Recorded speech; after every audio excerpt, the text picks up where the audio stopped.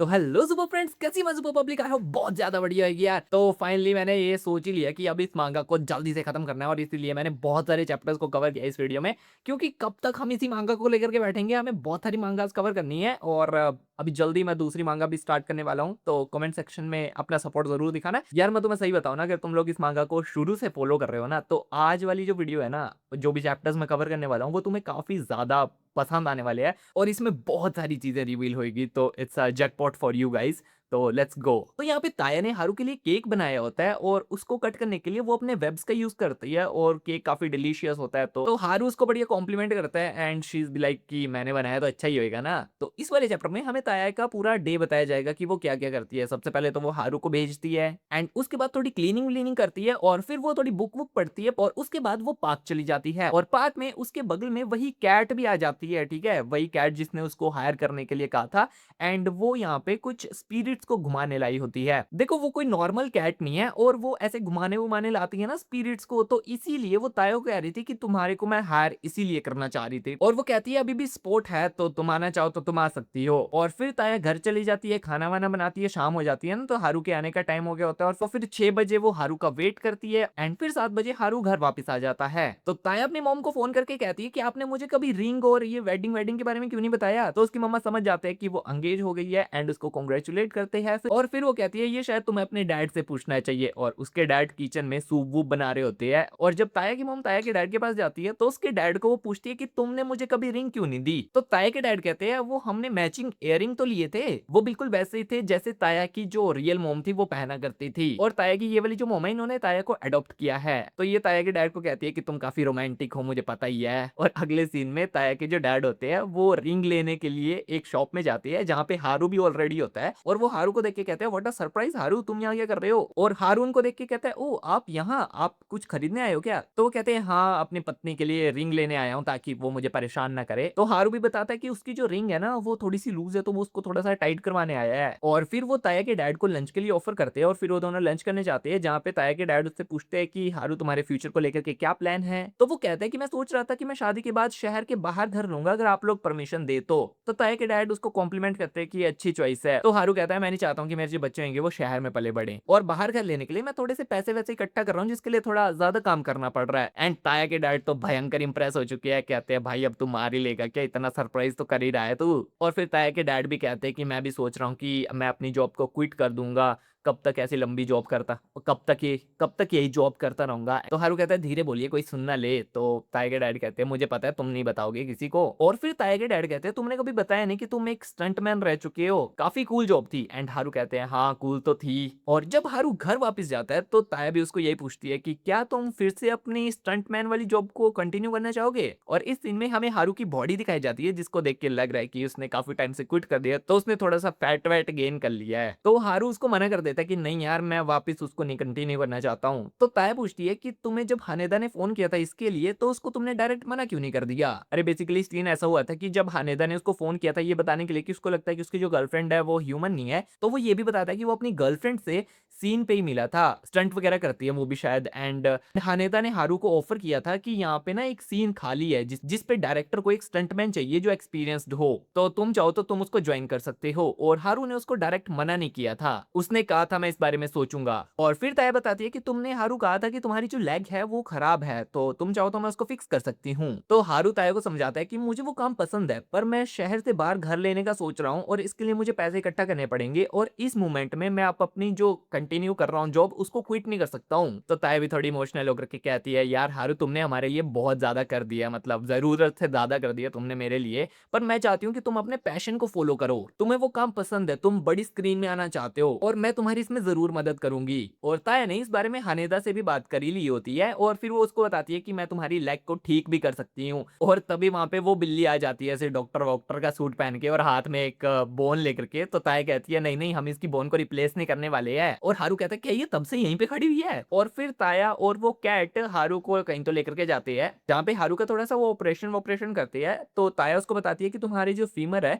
वो पूरी तरह से पाउडर में कन्वर्ट हो चुकी है। भाई तेरे साथ ऐसा क्या ही हुआ था कि तुम्हारी तुम्हारी को इतनी बुरी तरह से इंजरी हो गई है। तो फिर हमें थोड़ा-सा हारू के पास्ट के बारे में बताया जाता है कि हारू और हानेदा जो थे ना वो काफ़ी अच्छे दोस्त हुआ करते थे और वो दोनों मतलब काफ़ी अच्छे स्टंटमैन बनना चाहते थे रेमो की तरह। और एक दिन हारू कोई तो स्टंट कर रहा था और हानेदा ने उसको मना किया था कि यार थोड़ा-सा वेदर खराब है तो तू मत कर। पर हारू को वो थोड़ा-सा ईगो में लग गया था कि मैं तो ये करके दिखाऊँगा और उसने मना कर दिया था और एक एक्सीडेंट हो जाता है जिसपे उसकी जो रोप थी वो टूट जाती है और वो गिर जाता है और इसके बाद उसकी जो फीमर होती है वो डैमेज हो जाती है और वो कई महीनों तक हॉस्पिटल में होता है और वो ढंग से चल भी नहीं पाता है और उसने कभी हानेदा को अपनी उस सीवियर चोट के बारे में बताया भी नहीं होता है और बस वो फिर अपने काम को छोड़ देता है क्योंकि अगर हानेदा को पता चलता ना तो हानेदा भी अपने काम को प्रोफेशन को छोड़ देता और वो काम हानेदा का ड्रीम था तो हारू उसका वो ड्रीम खराब नहीं करना चाहता था और इसीलिए वो रिटायर हो जाता है और अपनी वही बैठ के कंप्यूटर कंप्यूटर वाली नौकरी करना स्टार्ट कर देता है और इतने में वो ताया और वो बिल्ली मिलकर के उसका ऑपरेशन डन कर देती है लेकिन उसको कहती है कि तुम्हें काफी ज्यादा दर्द होने वाली है इसलिए वो बिल्ली कोई तो इंजेक्शन लाई होती है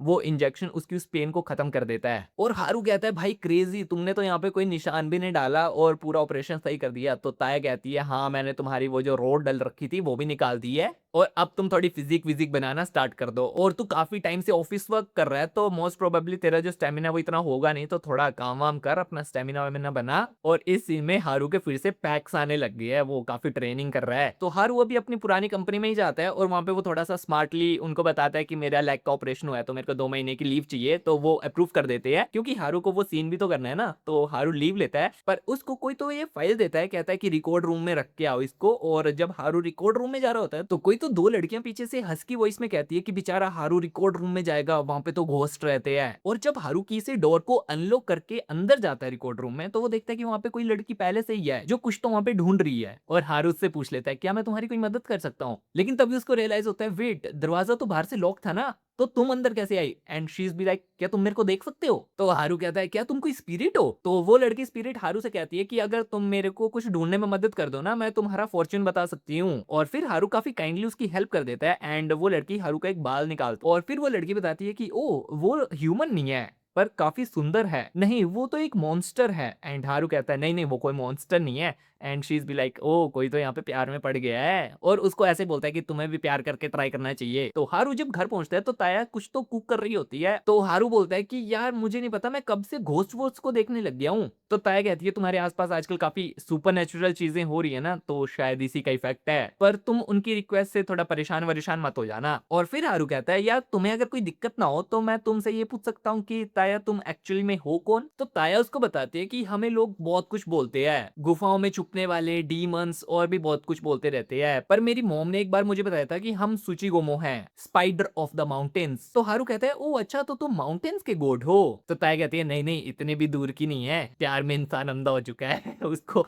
उसको मॉन्स्टर एक गॉड लग रही है ओके हम यहाँ पे कोई जज नहीं करेंगे उसका बिहेवियर काफी अच्छा है टूवर्ड्स हारू एंड उसके आसपास के लोग तो अभी हारू के घर की डोरबेल बज रही होती है और हारू कहता है कि ताया तुम जाकर के देखो डोर पे कौन है और जब ताया डोर खोलती है तो बाहर कोई लड़की खड़ी होती है तो ताया उसको कहती है कि बस हारू तैयार हो ही गया है हम नीचे आ ही रहे हैं तो वो लड़की कहती है कोई बात नहीं पर तुम कौन हो तो ताया खुद को इंट्रोड्यूस करती है तो वो लड़की कहती है ओ अच्छा तो तुम हारू की गर्लफ्रेंड हो तो ताया कहती है नहीं फियांसे तो वो लड़की कहती है मैं किरी हूँ रुई की वाइफ तो मोस्ट प्रोबेबली ये हानेदा की वाइफ है ये तो ये वही आंट मॉन्स्टर है और फिर हारू और हानेदा दोनों सेट पे चले जाते हैं और हानेदा उसको काफी टोंट कर रहा होता है कि ओ तो तुम्हारी ग्लासेस कहाँ पे है तुम्हें जरूरत पड़ेगी उनकी मुझे जब मैं स्टंट करूंगा मुझे देखने के लिए एंड हानेदा उसको 4 आइज बोल रहा होता है जैसा कि सभी को बोलते हैं बैटरी बैटरी और फिर वो कहता है मुझे अपने स्टंट से तुम डिसअपॉइंट भी मत करना एंड हारू उसकी नेक को देख के पूछता है ये तुम्हारे गले में क्या हुआ है तो हानेदा कहता है पता नहीं शायद किसी बग वग ने काट लिया होगा और मीनवाइल ताया कीरी से पूछ रही होती है कि तुम कौन सी वाली हो मतलब मोस्ट प्रोबेबली वो मॉन्स्टर की पूछ रही होगी या फिर कौन सी क्रिएचर हो कुछ वैसा और फिर हारू जब शाम को घर वापस आता है तो वो ताया के लिए फॉर्च्यून कुकीज लाया होता है और फिर वो बताता है कि पहले तुम कुकी खाओ और उसके बाद जो भी होएगा उसको पढ़ियो और जब वो कुकी खाने के बाद उस नोट को पढ़ती है तो वो नोट पढ़ती है जिसपे लिखा होता है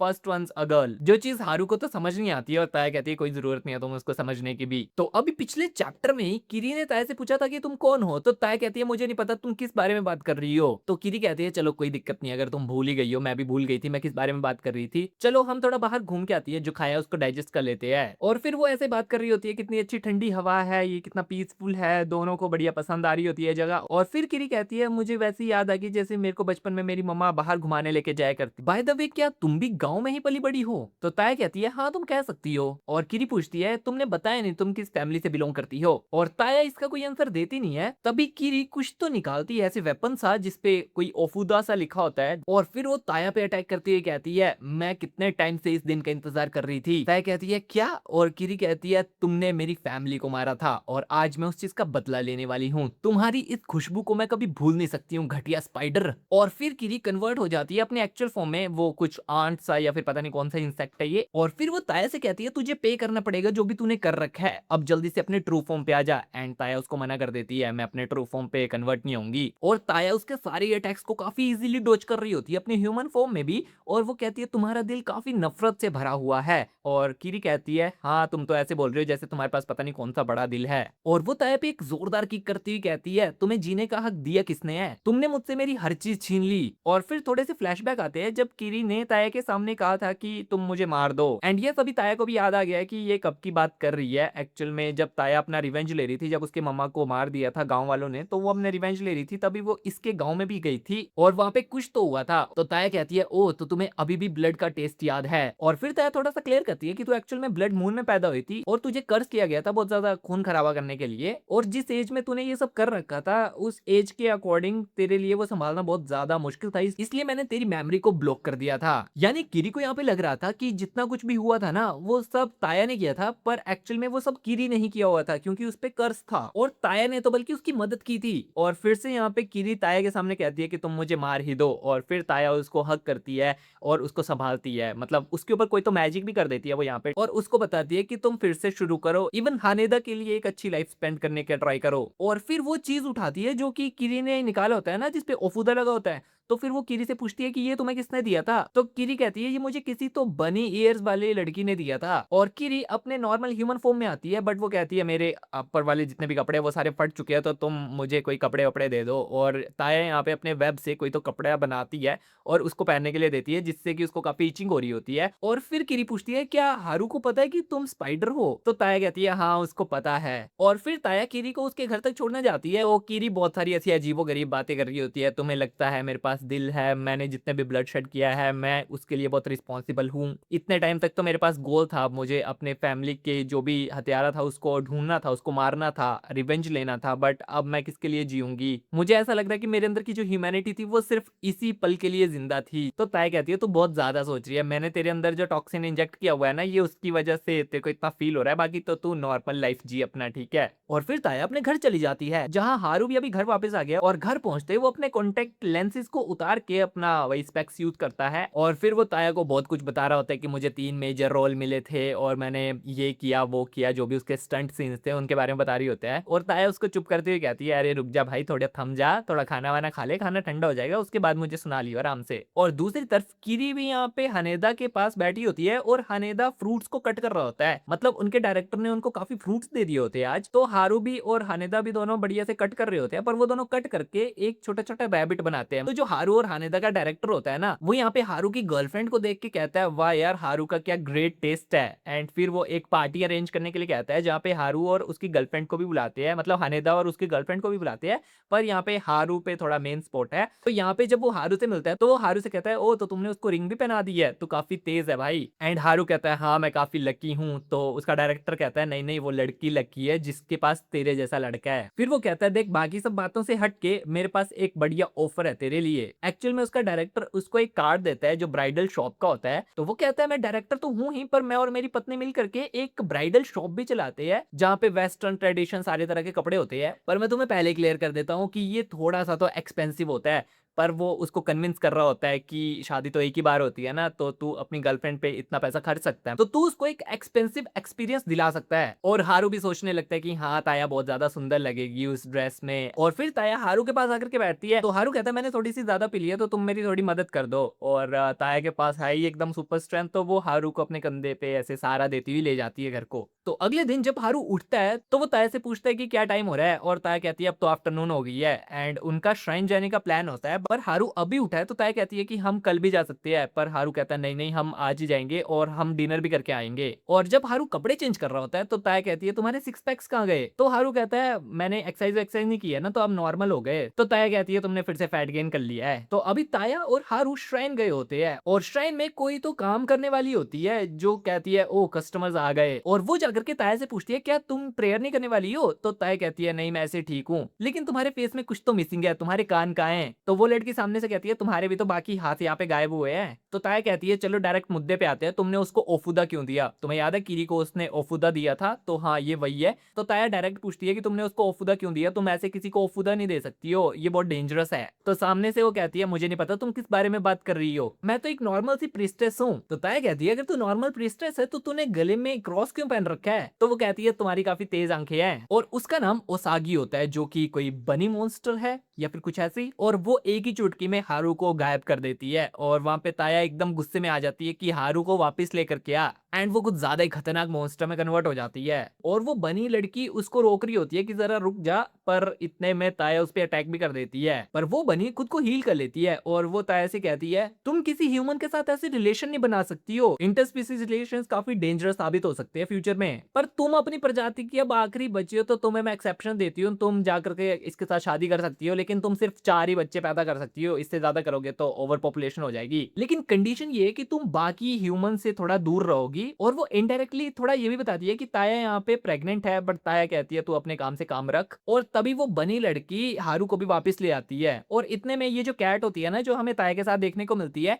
ये भी वहां पे आ जाती है। मोस्ट प्रोबेबली ये दोनों बहनें हैं, और हाँ फिर वो बनी लड़की वहां से चली जाती है। तो ताया अपने डैड को फोन करती है और उनसे पूछती है कि क्या आप किसी ऐसी लड़की को जानते हो जिसके सफेद बाल है, बनी जैसी दिखती है और वो प्रीस्ट्रेस है? तो ताया के डैड को वो वाला दिन याद आता है जिस दिन उन्होंने ताया को अडॉप्ट किया होता है और वो दोनों उस बर्फीले तूफान से जा रहे होते हैं, तो उनको उसी बनी लड़की ने एक डील ऑफर की होती है। तो डील ये थी कि ये बनी लड़की उनका एक्सोसिज्म करके जितने भी चीजों से वो सफर कर रहे थे वो उनको फ्री कर देती, और बदले में बस उनको ताया को उस बनी लड़की को दे देना था। पर शायद उन्होंने उसकी इस डील को रिजेक्ट कर दिया था, एंड ताया अपने डैड से फोन पे बात ही कर रही होती है और उसका डैड मना कर देता है कि नहीं मैं ऐसी किसी लड़की को नहीं जानता हूँ, और फोन काट देते हैं। So that's it for today यार, काफी सारे चैप्टर्स को हमने कवर कर लिया है और जल्दी मैं दूसरी मांगा भी स्टार्ट कर दूंगा। इस मांगा को हम साइड बाय साइड खत्म कर ही देंगे। एंड दूसरी कौन सी मांगा आप लोगों को चाहिए मुझे कमेंट सेक्शन में जरूर बता देना। वैसे मैंने डिसाइड कर ही लिया, तो आप लोगों का कमेंट इतना मैटर नहीं करेगा। By the way, thanks for watching.